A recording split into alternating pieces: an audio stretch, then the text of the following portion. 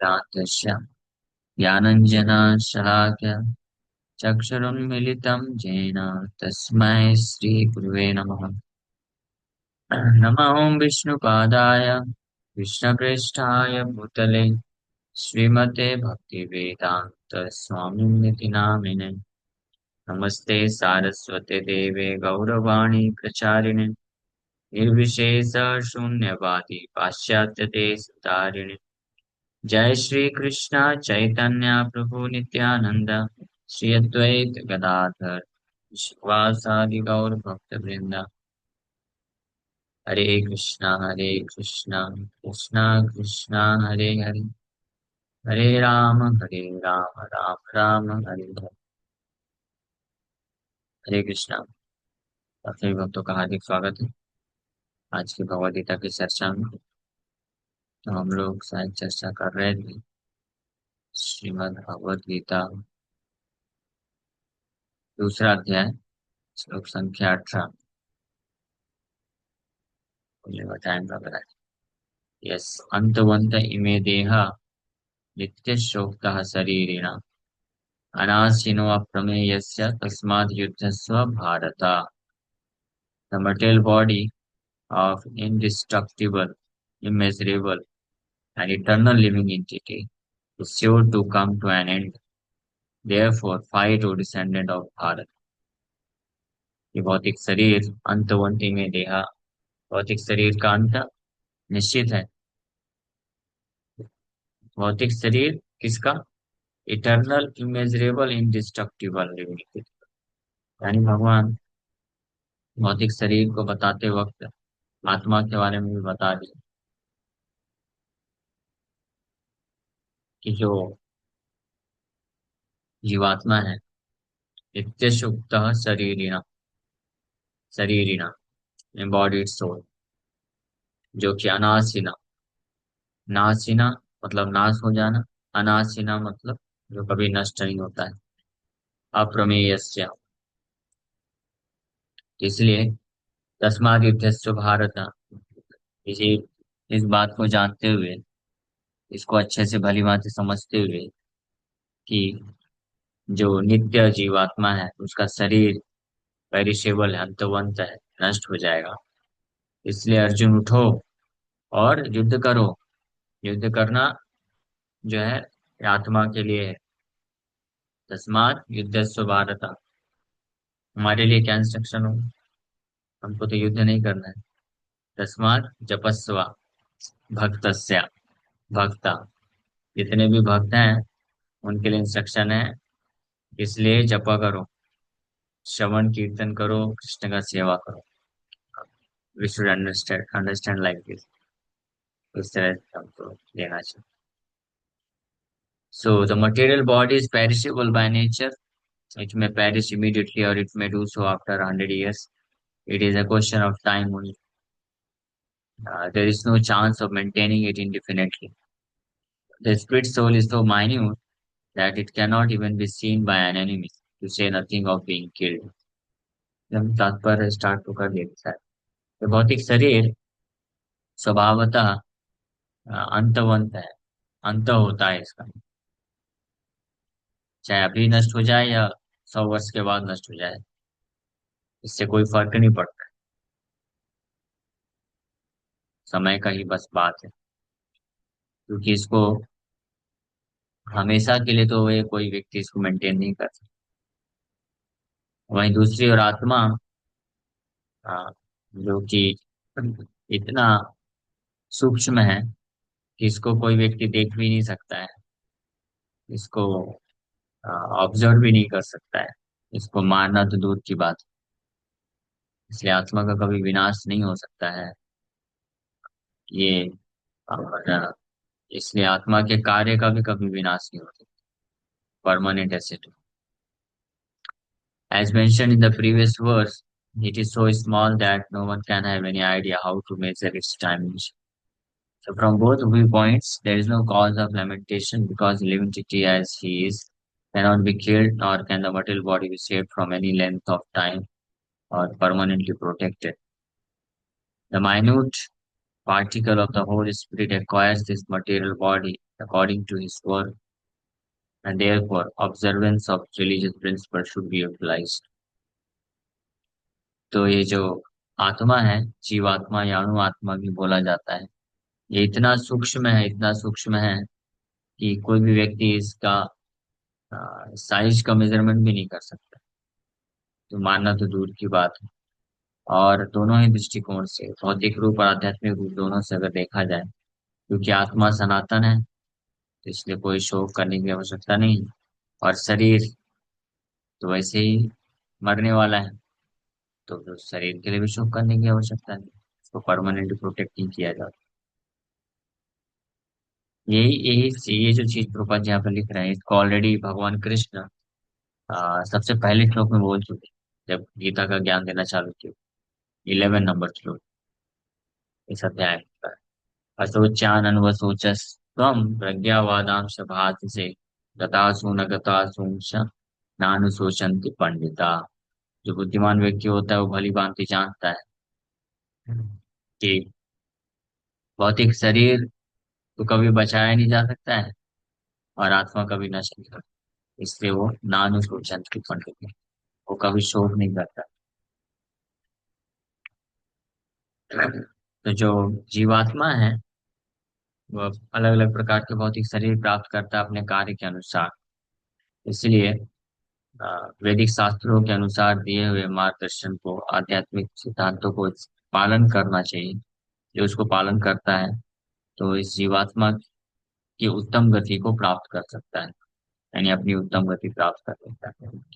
In the Vedanta Sutras, the living entity is qualified as light because he is part and parcel of the supreme light. As sunlight maintains the entire universe, so the light of the soul maintains this material body. As soon as the spirit soul is out of this material body, the body begins to decompose. वेदांत सूत्र में आत्मा को एक ज्योति की तरह तुलना किया गया। लेकिन ध्यान रहे, यहाँ पे ही मायावादी लोग भ्रमित हो जाते हैं। ज्योति की तरह तुलना किया गया है, इसका मतलब ये नहीं कि आत्मा एक ज्योति है, आत्मा का स्वरूप है। ठीक है, ज्योति की तरह कंपेयर तुलना किया गया है। किस बात के लिए तुलना, क्या समझाने के लिए तुलना किया गया है, यहाँ पे प्रभुपाद जी क्लैरिफाई कर रहे हैं, बता रहे हैं कि जिस प्रकार से सूर्य जो होता है, सूर्य की किरणों, सनलाइट के माध्यम से पूरे ब्रह्मांड को मेंटेन करता है। यानी सूर्य है इसलिए ब्रह्मांड का मेंटेनेंस हो रहा है। सूर्य नहीं रहेगा तो ब्रह्मांड जो है डिकम्पोज हो जाएगा, पूरा खत्म हो जाएगा। उसी प्रकार से आत्मा रूपी लाइट शरीर में जब तक विद्यमान है, तो शरीर का मेंटेनेंस होता है। और आत्मा से, जैसे सूर्य होता है, सूर्य से सनलाइट निकलता है, सन रेज निकलते हैं, उसी प्रकार से आत्मा जब तक शरीर में रहती है तो आत्मा एक प्रकाश को निकालती है, जिसको कॉन्शियसनेस बोलते हैं, चेतना बोलते हैं। और वो चेतना पूरे शरीर में ट्रैवल, पिछले श्लोक में हम पढ़े थे, अविनाशी तु तद्विद्धि जेन सर्वम इदम ततम। तो इदम ततम सर्वम इदम ततम, पूरे शरीर में ये चेतना व्याप्त रहती है, और उसके कारण ही शरीर मेंटेन हो पाता है। जैसे ही आत्मा निकल गई, यानी ये लाइट खत्म, कॉन्शियसनेस रूपी लाइट खत्म, तो वो जो भौतिक शरीर है तुरंत डिकम्पोज होना चालू करता है। एक दिन आप नहीं रख सकते उस भौतिक शरीर को। जैसे ये जो यही शरीर है, वो कोई व्यक्ति 60 साल, 70 साल, 80 साल, 90 साल, 100 साल तक धारण करके रखता है, बिल्कुल वर्किंग कंडीशन में मेंटेन करके रख सकता है, फ्रेश रहता है। हाँ, लेकिन यही शरीर जब आत्मा निकल जाए तो एक दिन के भीतर भीतर ये सड़ने लग जाता है। हाँ, इसलिए जब कोई डेड बॉडी अगर 2-3 दिन के बाद उनका अंतिम संस्कार करना हो, तो उसको प्रॉपर तेल में डाल के रखते हैं, जब बहुत फ्रीजर में रखते हैं, ये सब किया जाता है। तो ये इसलिए ये पता चलता है कि भौतिक शरीर में अगर कुछ भी महत्वपूर्ण चीज है, कि पूरे सिस्टम में जो भी दिखता है वो, इसमें कुछ भी महत्वपूर्ण चीज है, तो वो वही चीज महत्वपूर्ण है जो नहीं दिखती है। आत्मा है जो दिखती नहीं है, वही सबसे ज्यादा महत्वपूर्ण है, उसी के कारण पूरे शरीर का महत्व, otherwise there is no use of this body.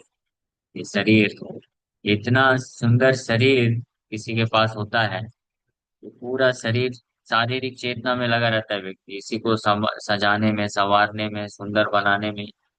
हाँ, अच्छे से कंघी करने में, और पता नहीं क्या क्या करते रहते हैं लोग। लेकिन उनको मालूम नहीं कि शरीर का जो सुंदरता है, या शरीर की स्थिति है, किसके कारण? आत्मा की उपस्थिति के कारण। आत्मा जैसे ही गई, शरीर फिनिश हो गया। प्रभुपाद जी एग्जाम्पल देते हैं कि मोस्ट ब्यूटीफुल वुमेन, कोई गर्ल है, मिस यूनिवर्स, नहीं तो कब तक अट्रैक्टिव है? जब तक वो जीवित है, जब तक आत्मा है। जैसी आत्मा गई, कोई उसको स्पर्श करने भी नहीं आएगा। तुरंत ये भौतिक शरीर डिकम्पोज होना चालू हो जाता है जैसे ही आत्मा निकल जाती है, और एक दिन दो दिन के अंदर ही पूरा खत्म। So as soon as the spirit soul is out of this mortal body, the body begins to decompose. Therefore, it is the spirit soul which maintains this body. The body itself is unimportant. शरीर अपने आप में महत्वहीन है। आत्मा के कारण आत्मा ही इसको मेंटेन करता है, इसलिए इसका महत्व दिखता है। तो महत्व दिखता है मतलब, इसका मतलब क्या है? जो महत्व दिखता है वो आत्मा का महत्व आत्मा का महत्व है। हाँ, जस्ट लाइक कोई बल्ब होता है, उसको ऑन कर दिया, तो ऊपर का जो बल्ब है उसका महत्व नहीं है, वो चमकता हुआ दिखता है, लेकिन अंदर जो फिलामेंट है उसके उसका महत्व है, उसके कारण वो बल्ब चमकता है। फिलामेंट जैसे फ्यूज हो गया, कट गया, तो बल्ब का कोई मतलब, वो अनइम्पोर्टेंट, उसको ऐसे फेंक दिया जाता है। हाँ, उसी प्रकार से आत्मा, इस शरीर में आत्मा है, तो पूरा सिस्टम, शरीर महत्वपूर्ण दिखता है। मैं आत्मा खत्म, फिनिश। इसलिए कई बार अगर जो बल्ब होता है, फिलामेंट अगर अच्छा है, ऊपर का बल्ब अगर गायब है, तो भी जला सकते। लेकिन अगर फिलामेंट खराब हो और बल्ब सही है, तो भी उसको, बल्ब को फेंकना पड़ जाता है। उसी प्रकार से उनको समझना चाहिए कि अगर आत्मा के लिए किसी व्यक्ति ने कार्य नहीं किया, आत्मा के स्तर का कार्य नहीं किया, केवल शरीर को ही सजाता संवारता रहा, इसी के लिए पूरा जीवन दे दिया, वो यूजलेस है, कोई मतलब का नहीं है, अनइम्पॉर्टेंट। ये बहुत महत्वपूर्ण चीज है, लेकिन अनफॉर्चुनेटली ये बहुत महत्वपूर्ण चीज है, ज्यादातर लोग तो जानते नहीं है। कुछ लोग जानते हैं तो समझते नहीं है। कुछ लोग जानते हैं समझते हैं लेकिन मानते नहीं है। कुछ लोग जानते समझते और मानते हैं लेकिन पालन नहीं करते। और कुछ लोग होते हैं बड़े रेयर, भाग्यशाली, जो जानते समझते मानते हैं और पालन भी करते हैं। हाँ, वो होते हैं हरे कृष्णा डिवोटीज, जो हरे कृष्ण मोहम्मद जप करते हैं, भगवान के नाम का जप करते हैं, भगवान के लिए अपना जीवन समर्पित करते हैं।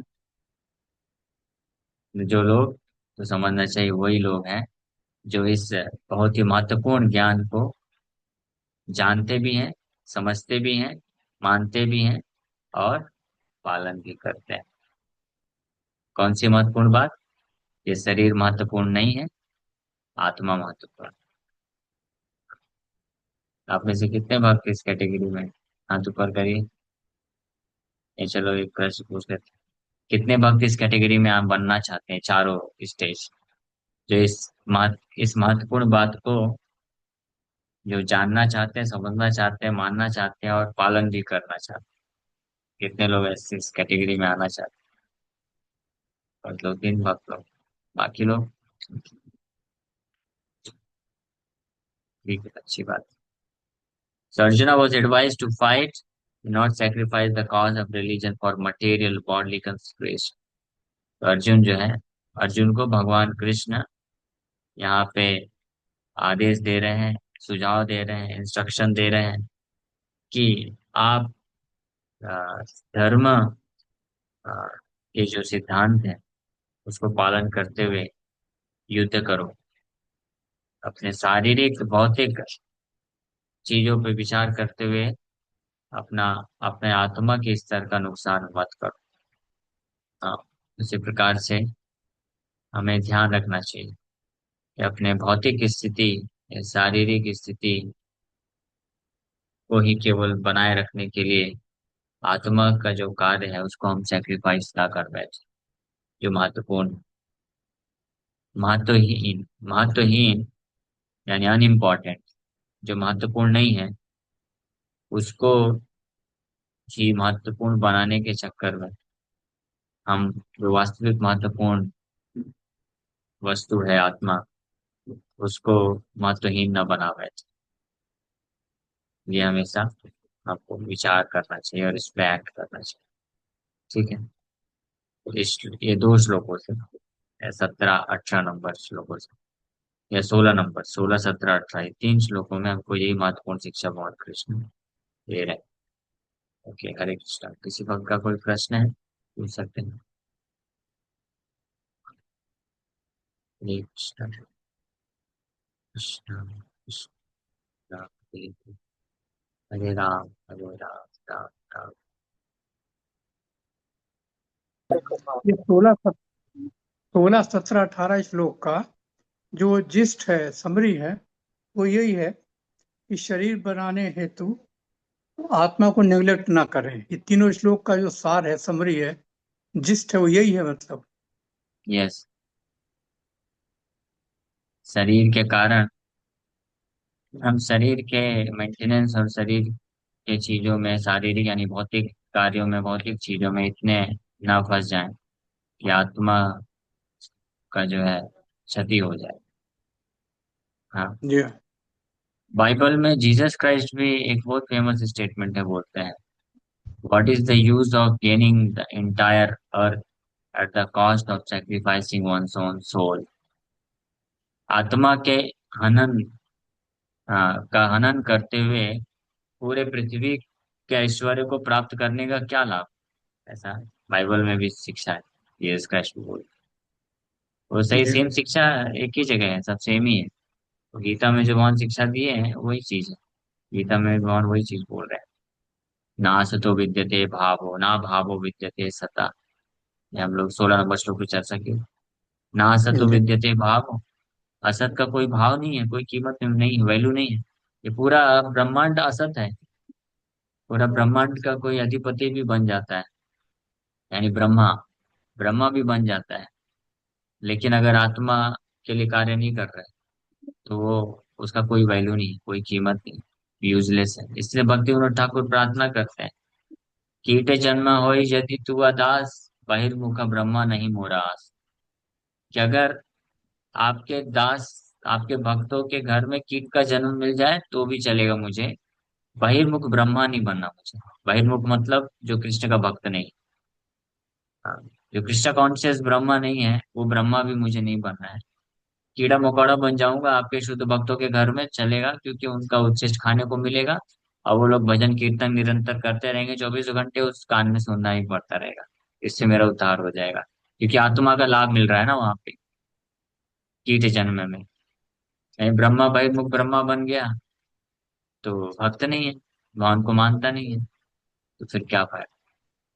ठीक है। यस, जय मनोहरिणी माता जी। हरे कृष्णा जी। अ, हरे तो मेरा ये डाउट था कि मतलब हम लोग अभी ये आप डिस्कस कर रहे थे कि कैसे देहात्म बुद्धि में होते हैं लोग, सिर्फ शरीर के ऊपर ही फोकस रहता है।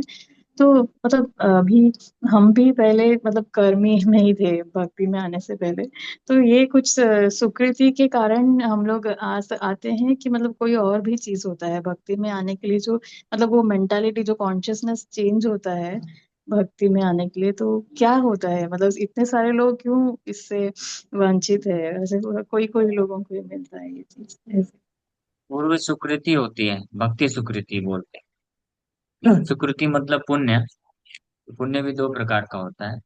एक भक्ति जनित पुण्य होता है, भक्ति सुकृति, और दूसरा होता है साधारण, जो दान या यज्ञ ये सब करके प्राप्त करता है। तो हम सब जो भी भक्त यहाँ पे जुड़े हैं इस्कॉन से, तो निश्चित रूप से हमारा पूर्व भक्ति सुकृति है रहा है, इसलिए हमको ये अपॉर्चुनिटी मिला है। तो ये है, तो ये भक्ति सुकृति पूर्व जन्मों का भी हो सकता है, और नहीं तो कई बार इस जन्म का भी होता है। कुछ लोग होते हैं, वो लोग शुरू में तो भक्ति में इंटरेस्ट नहीं दिखाते हैं, उनको मंदिर लेके जाओ, गीता दो, सब मना कर देते हैं। लेकिन फिर कभी देखा जाता है कि उनका कोई ना कोई अगर सगा संबंधी है, वो अगर भक्त होता है, तो वो उसके कारण, उससे अटैच होने के कारण वो मंदिर जाते हैं, प्रसाद भी ले लेते हैं। तो इससे फिर इस कार्य से उनका भक्ति सुकृति बनता जाता है, फिर कालांतर में वो लोग भी भक्ति को प्राप्त कर सकते हैं। चाहे इस जन्म का हो या पिछले जन्म का, भक्ति सुकृति के कारण है बात है। अच्छा अच्छा, ठीक है Prabhu ji, thank you so much. Hare Krishna. Okay, Hare Krishna.